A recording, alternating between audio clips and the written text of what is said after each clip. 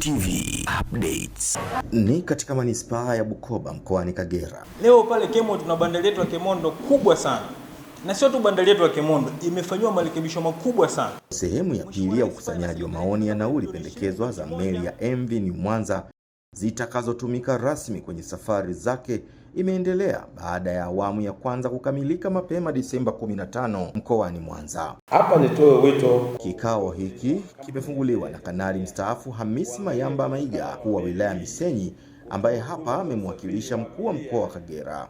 Meli hii iwe na viwango vya nauli ambazo ni nafuu kwa watumiaji ili kuwawezesha kuitumia, lakini pia viwango hivyo viwezeshe huduma za meli hii kuwa endelevu. Lakini pia nauli hizo zizingatie gharama za uendeshaji ili kuitunza meli yetu iweze kudumu kwa muda mrefu. Wadau wakashiriki katika kutoa maoni katika kikao hicho. Zipo sababu nyingi ambazo zimepelekea sisi kufikia kwenye bei hizi. Sababu ya kwanza ambayo ni sababu kabisa ni gharama za uendeshaji za meli, na hizo gharama za uendeshaji zilizingatia safari zile za majaribio. Kwa hiyo msingi tuliopata kutokana na gharama tulizipata baada ya kufanya majaribio.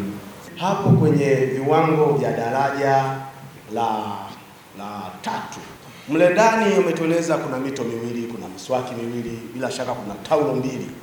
Je, ina maana mnatuelekeza kwamba kuna uwezekano wa kwenda abiria wawili au yule abiria mwingine atalazimika naye kutoa 200,000 kama ilivyoelekezwa? Hizi huduma, yani mtu afiri hiyo 200,000, 1,500,000 wala sio issue sana. Hapo kwenye first class sio issue sana, executive sio issue sana. Kwanza namba ndogo 60 4 wawili sio shida hapo.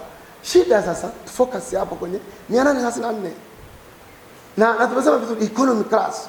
Akifunga kikao hicho ambacho kimeitishwa kisheria kwa kifungu cha sheria nambari 29 sura nambari 415 ya TASAC, mkurugenzi wa udhibiti uchumi TASAC ndugu Naxon Sigara amesema baada ya kikao hiki TASAC itaendelea kukusanya maoni kwa njia ya maandishi kupitia ofisi zao hadi tarehe 30 Desemba mwaka huu wa 2025.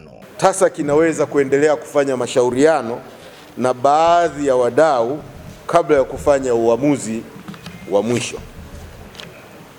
Tunaomba pia kutoa taarifa kuwa ikiwa wadau watapenda kuwasilisha maoni yao kwa maandishi, fursa hiyo pia ipo, ambapo wadau wanaweza kufanya hivyo kwa kuyawasilisha maoni yao katika ofisi za TASAC Kagera zilizoko hapa mjini Bukoba au ofisi za TASAC Dar es Salaam kabla au ifikapo tarehe 30 Desemba mwaka huu. Meli ya MV New Mwanza kwa sasa imekamilika na tayari imekwisha fanya safari kadhaa kati ya Mwanza na Bukoba. Nikiripoti kutoka hapa mkoani Kagera katika manispaa ya Bukoba katika ukumbi wa ELCT, jina langu ni Edmond Ruta Jama na hii ni Meli TV ya kampuni ya Meli Tanzania Tashiko.